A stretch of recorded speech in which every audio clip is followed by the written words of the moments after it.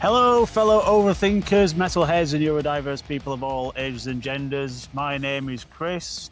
Hooray! Turn it up, let's talk. This is Breakdowns and Breakthroughs. And today, Mary, I've decided that we're going to create a Music That Made Me episode. So I'm going to ask you want me to share? Yes, I'm putting you on the spot.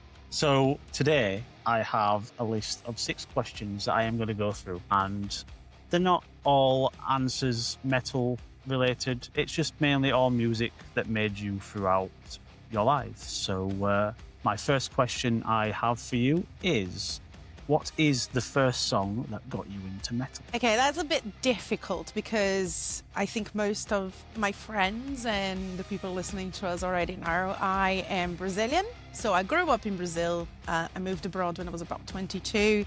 And that's like digging back. I wish we in Brazil had the music as quick as you get here in the UK. Obviously now with the internet, man, I was born in 84. I'm very old. Back in the 90s when I was growing up, we didn't have internet like that. We did, but it was a slow burner, wasn't it? Remember when you have to like use your telephone line to get online and then your mom screamed? I know. So it's like, what are you doing with the I need to call someone and all that. And you had to get out of the internet so they could go back into the phone. It was, but my childhood was a little bit of rock. I would listen to Michael Jackson and stuff. But when I was about 14, 15, I discovered Slipknot.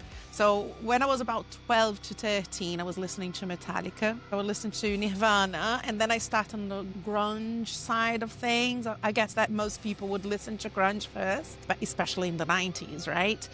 So the album that made me was the first album of Slipknot, and the song Wait and Bleed.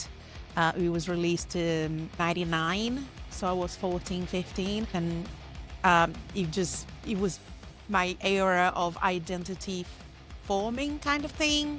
So emotions are very loud. So it wasn't really a kid. It was becoming the person that I became today, I guess. So it's very, very intense. Wait and Bleed was very intense, chaos. And I feel that song gave me permission to feel everything at a very full volume. Thing is, as well, Slipknot was so underrated back in the 90s. They were like, no one had ever heard anything like it before. No one had ever seen 8 people on a stage in masks looking absolutely fucking terrifying.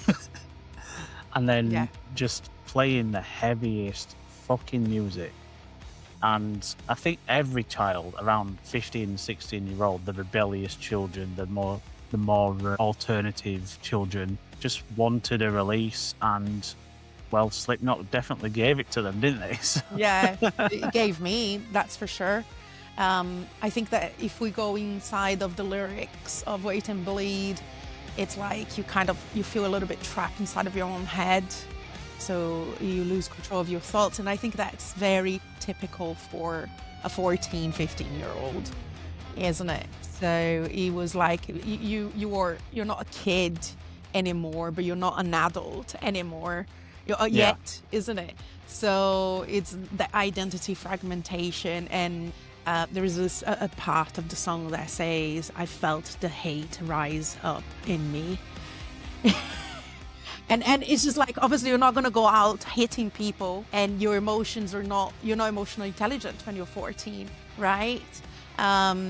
So yeah, it was just like a release of, that, because I'm a little bit of a rebel still up now. I'm 41. I'm still a little bit of a rebel. I don't just follow the rules.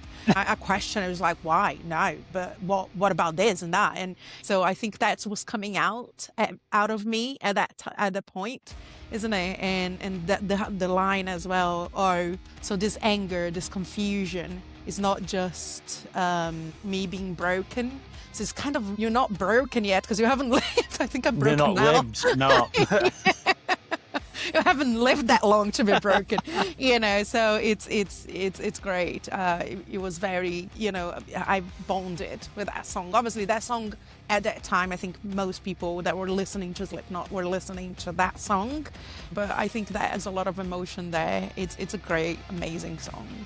And I think I'm gonna brilliant carry with me for forever, like for the rest of my life. It what brought me into the community that I'm part of. It makes me feel myself. It's just yeah. I'm very passionate about Slipknot. It was a bit different. I mean, 1999 was the same year where I started getting into. Wasn't really metal though. It was so the song that got me into it, or started me on the steps to getting into metal, was "Learn to Fly" by Foo Fighters. Yeah. So was already on the heavy side. Yeah, you were. Because I was older as well. You were isn't it? just So, older, yeah. I mean, I was brought up with my dad listening mainly to Black Sabbath and my mother listening mainly to Meatloaf, but they were never really heavy metal fans. I think Black Sabbath and Led Zeppelin were the only two bands that I really related to with my dad, and my mother was listening to Meatloaf, and that was brilliant. Meatloaf was brilliant because they had the guitars, which made the guitars sound like motorbikes. It was fucking immense. But then that was the only music that me and my mother had in common, because then she would listen to stuff like Robbie Williams and reggae music, and all of that just wasn't for me. So I went over to my mate's house and we were playing on FIFA 1999. And I remember him putting on the Foo Fighters album, and he played me this track, "Learn to Fly." And I was just like, oh, I actually quite like this. So then I started listening to that, and then I started going down the punk scene. So I went to Green Day, Sum 41, all the skater stuff that you get.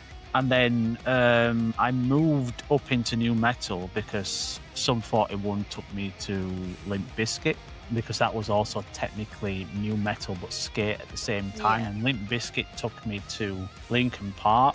And then I started moving up and moving up and moving up. And then I got to the new metal. And by the time I was like new metal, I was probably around about your age, about 15, 16 years old when I was listening to that. And then, the community just kind of accepted me. And I was just hanging around with all these different goths and moshers, metalheads around Leeds City Centre at the Corn Exchange. But the first gig or song that you saw live, so doesn't necessarily have to be metal. It can be whatever genre, because obviously you weren't, if you went to a gig when you were about 6 years old, you were definitely not listening to metal back then. But what is the first gig or song you saw live? First gig that I went with my parents or with my mom. I think I was about 8, I would say. I think I went to see Kid Abelha. It's Kid, Abelha. Abelha means bee. It's a MPB, so it's Brazilian popular music. Okay. Very light. It's very typical. It's beautiful pop, but it's not the pop that you would listen nowadays. But I think it's unfair to say that helped my identity. I would say that Raimundos, which is also a Brazilian band, they're more punk. So they kind of called Raimundos because of the Ramones. Oh. So they put Is the that name. like a direct translation? Yeah, it is a direct translation. Okay. But I would go to their gig all the time with my friends. It's punk, it's high energy, a lot of drums, a lot of guitars and mosh pits and stage diving and all that stuff that comes with our community, isn't it? It was about the release, I guess. It was about the stage diving and learning. I used to mosh a lot back then. So I think that was even before Slipknot. So it was my rebellion era. I was a very good girl when I was a child. I would listen, I would follow the rules. And then when I start, breaking out of that and going to gigs and stuff, obviously some of the parts of the lyrics, because it was so much talking about sex, now I understand. But back then, I didn't understand back then. When I was a kid, my mother used to listen to Robbie Williams, and you were just touching on the topic of not understanding lyrics back when you were a child. My mother used to put it on all the time. The song Rock DJ, it's been drilled in my head for fucking years. Anyway, there was a particular lyric in this song where it was "Give no head, no backstage passes." And I was there just going, "Give no head, no backstage passes." And my mum's laughing, and me and my sister were like, "What are you laughing at?" She goes, "You don't know what that means, do you?" And then, well, I'm 9 and my sister's 8. She had to explain what giving head was. Dear. I don't want to be in that position. So yeah. Yeah. So my first band that I went to see live was Boyzone. They are a pop band in the UK, 5 members, and my sister was a big fan. And I remember going on a coach to Sheffield, and because it was a surprise for her birthday, we had to tell her that we were going to go to Meadowhall in Sheffield for her birthday, just like a meal, go to the cinemas at Meadowhall. But we got on a coach, and on this coach, everybody was on there wearing Boyzone t-shirts and singing Boyzone songs. And my sister was like, why are all these people singing Boyzone songs? Why are they all dressed like... And we had to try and keep it a secret because obviously it's a birthday surprise. I mean, most of them were drunk anyway, and they were just enjoying themselves. So obviously when we got to where we needed to be going, we were just like, you going to see Boyzone? She was like, yeah, I kind of guessed that I was going to see Boyzone. We were on the fucking Boyzone coach for a fucking start. The first metal gig I ever went to, actually, was Download Festival in 2006. I wasn't really much of a gig goer. So 2006, I'd just turned 20 years old. And I started listening to metal when I was 16, but I wasn't really going to gigs. I didn't really have that many people to go to gigs with. Most of my friends weren't even into metal. And then my first girlfriend, we both went to Download Festival, and that was the time when Korn was playing as a support to Metallica, who were headlining on the day. And Korn were playing without Jonathan Davis. Yeah, and they had all of these standings. They had, because Stone Sour were playing, so they had Corey Taylor. Benji Webb from Skindred, he was there, so he stood in for Jonathan Davis. I can't remember who the other lineup was, but the two that stuck in my head were obviously Corey Taylor, because he fucked up on one of the lyrics, and Benji, and it was immense. I think Corey did 2 songs, actually, thinking about it. But yeah, great fucking, sounds amazing. Great fucking festival. Yeah. So yeah, that was the first ever metal gig that I actually went to.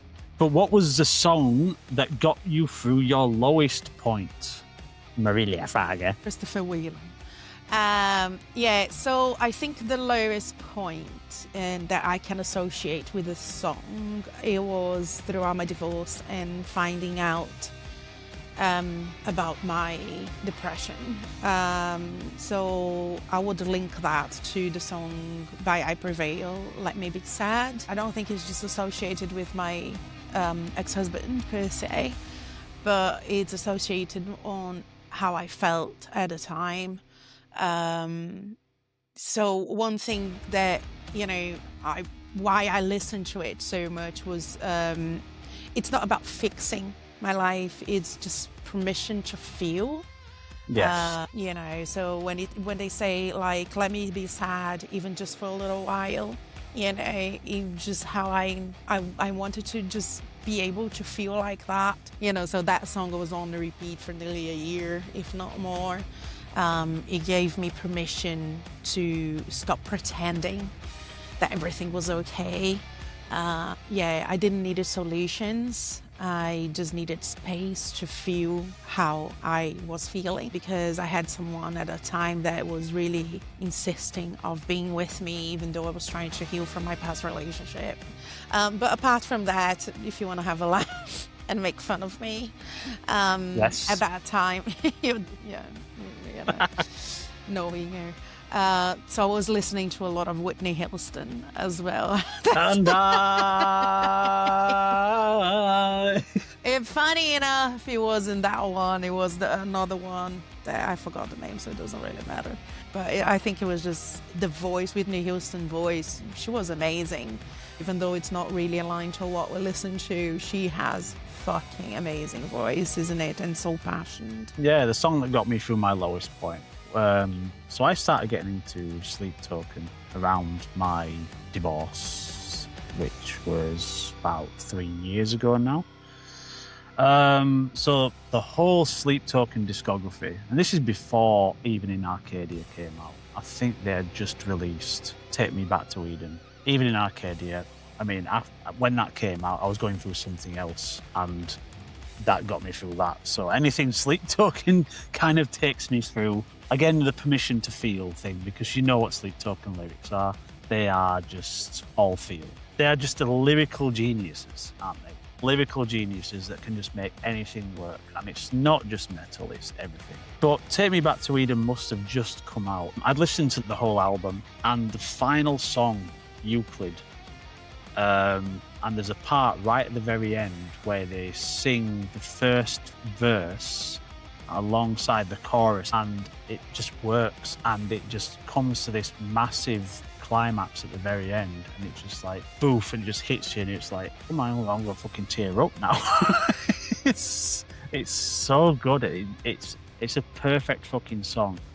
That whole Take Me Back to Eden album, though, there's so many good tracks on it. I had that on repeat a lot. But what is a song that represents who you are today, Mari? You've come through all of these low points. You've met me, your best mate. We've got like a nice little community with us.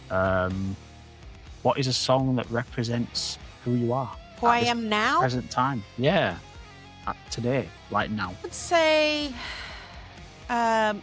for what you said about Sleep Token, I think I resonate a lot with Sleep Token. Like, it's free spirit. It's deep because, you know me, I am a person who is now seeking, making a change for the better good for the world, and I think it's very deep, but at the same time it's very free. The songs from Sleep Token, they go from metal and screams, and then they have like a hip hop or even jazz, you know, so it's very free. So it's a lot of surrendering control a little bit as well, independence, being independent, and then that's what Sleep Token brings me. All this in one band and one album, or sometimes even in one song. Like if you pick up Take Me Back to Eden, you get lows and you have like all sorts in there, and I think they make it work. Yeah. It gives me goosebumps, you know. I don't think I can relate to one specific lyric. It's the feeling that it comes with everything, because sometimes you're just paying attention on the melody and what the drums are doing, and then the guitar, and then even the bass. Let's not forget the bass. Even with the melody, it captures something that you might not have words for. It feels like it gives like emotional freedom without having to explain. But obviously there are other bands that it kind of give me that scratch, that itch that you get of that emotional freedom, which will be Architects for sure. Windwalkers, it's another band that it's giving me all the sorts of emotions, you know, so yeah, it's, let's say, metalcore. Give me the metalcore. I need a dose of it right now. Now. What about for you? For me, the song that represents who I am today is one that you've heard me perform live, Mari. I sang a song by Shinedown called Symptom of Being Human. Now, that song in itself is a song about mental health, and it's a song about neurodiversity as well, I think, just by reading through the lyrics. There's one particular lyric that I relate with, and it's part of the chorus. And it's, sometimes I feel like I'm in a room where I don't belong, and the house is on fire and there's no alarm. And it's just like, there's a fire! I need to tell everybody! I'm in a room and I'm all alone, but there's, that's how my brain feels sometimes. Yeah. So yeah, and I think the lyrics are that sometimes I'm in a room where I don't belong, and the house is on fire and there's no alarm, and the walls are melting too, and yeah, it's all of that just relates. That's just how my head has been going for the past 4 years, ever since I started with the depression and the anxiety, and it's affected my ADHD, and so I needed a song that I could relate to, and then that was on repeat most of 2024. So yeah, I would say that the song that represents me today, how I feel, how my head feels, is just that, Symptom of Being Human by Shinedown. My next question to you, Mari, is a guilty pleasure that you will defend to the death. First thing I'm gonna say is you're just trying to search for reasons to make fun of me. I am. Yes, and the second thing is in Brazil, We have a saying. It's taste is just like your butt. Each one has your own, right? What? See? Taste is just like your butt. Yeah, it's just like butt. Each person had their own. Each person has their own taste. As in taste in music. Yeah. And each person has their own butt. Each person have got their own hand. Each person's got their own head. Well, but we're Brazilians. We have to put the butt in there, don't we? We have to put the butt in there. So, yeah, my guilty pleasure, I don't know if I'm going to be able to defend it. You know, it's just what I like. It's Bruno Mars. Yeah, it's not metal at all. And Just the Way You Are. I think that brings the romantic side of me. It's a good contrast to everything else that I normally listen to. Yeah, I think because why that song? It's unconditional acceptance. Like, I accept you just how you are. You don't have to change. It's about seeing them fully and still choosing them. Right? When he says, when I see your face, there is not a thing that will change. Then it says, because you're amazing, isn't it? Just the way you are. Oh, that's so cute, isn't it?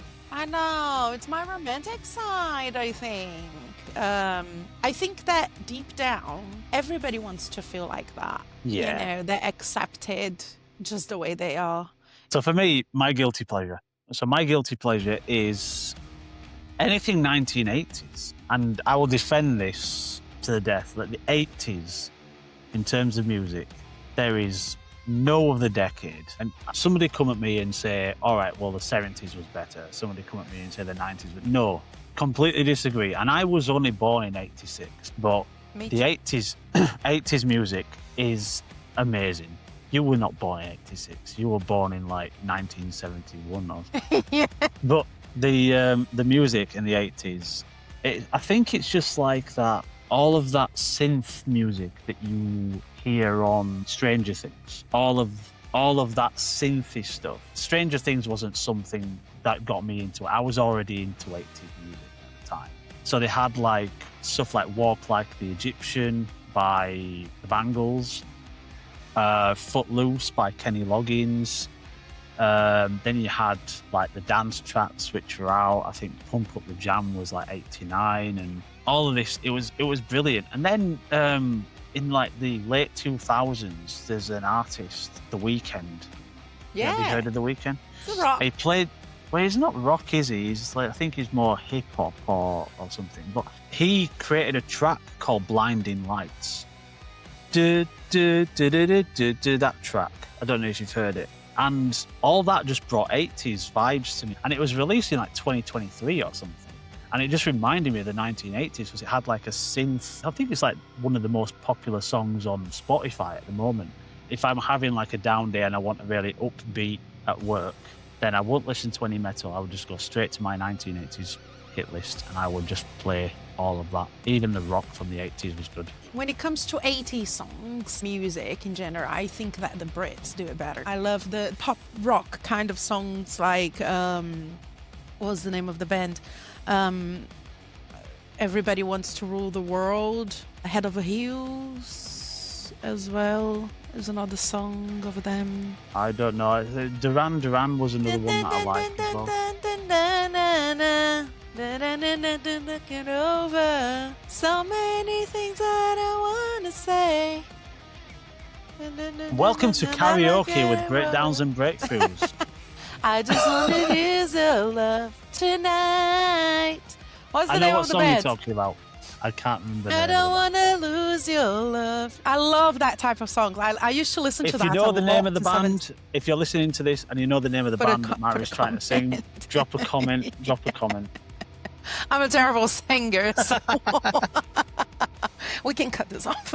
No, we're definitely not cutting that off. We're keeping that. Yep, keeping it. Okay, so a song that reminds you of your child, your children. Right. Okay. So my kids are Metalheads wanna be, but they haven't developed their brain enough to know what's good, what's bad. That's the excuse I'm gonna go for. Yeah. So they have been listening to Shape of You by Fame on Fire, not by Ed Sheeran. Oh, so I'm doing a good job here. Yeah. Yeah. It's constant. They ruined the song for me. So Fame on Fire, they learn how to speak with Alexa, and that song is on first thing in the morning and all day long. And you're like, make it stop, because I had enough. Like, don't get me wrong, I would listen to songs on repeat, but then when I'm sick of it, I swap around and then I can listen to that song again. But now they ruined it. It's gone. Yeah. I can't listen to that song. It's just, leave me alone. And they love that one, Golden from K-pop Demon Hunters. What else? They like Werewolf by Motionless in White. Motionless. Yeah. And Zombie Falling in Reverse. They would jump around like maniacs, and I'll watch them jumping around, and I start jumping around too. So at house, but those are the songs that they keep putting it on. But we've been practicing and doing exercise. So when I pick them up from school, I put songs on, and then I give them 3 options. Most of the songs from Slip Token they know is Slip Token. I Prevail, I think they could guess as well. And Bad Omens. Bad Omens is definitely a band that they recognize Noah's voice, and they go like, yeah, that's Bad Omens. Their school will be sending homework to both of your kids, and they'll come back and they'll take you to parents' evening, and they'll say to you, well, yeah, your children are not very good at English and maths, but they can tell you the name of bands. Bands. They can tell you architects. They can tell you Bad Omens, but you asked them to do 2 + 2. Can do +2. Yeah, 2 + 2. They're fine. So a song that reminds me... What about you? So a song that reminds me of my child. My son is autistic. He's 8 years old, and he's not really outgoing. He won't really go and talk to people unless he really knows them. So you try and get him up in a public place and make him the centre of attention, and he is not doing that. We went to Florida to Disneyland for 2 weeks, and when we were out of the parks, there was a nice little pub that we were going into, and we used to go in there every night, and he loved it in there because he got to play on his tablet, and they played some nice music, and he got to go up to the bar and ask for drinks, and because it's kids' drinks, he got free refills, so he kept going he kept going up to the counter and getting his drink refilled, and he just loved being in there. And they had a karaoke night on one night. And I says, well, I'm going to get up and we'll practice my singing. And Isaac said to me, he said, I want to get up too. I want to go up with you. And I'm like, this is completely out of the ordinary for you. Yeah. Are you sure? You do not want to go up and be the centre of attention. You might just freeze. Are you sure you want to come up? He says, yeah, I want to come up.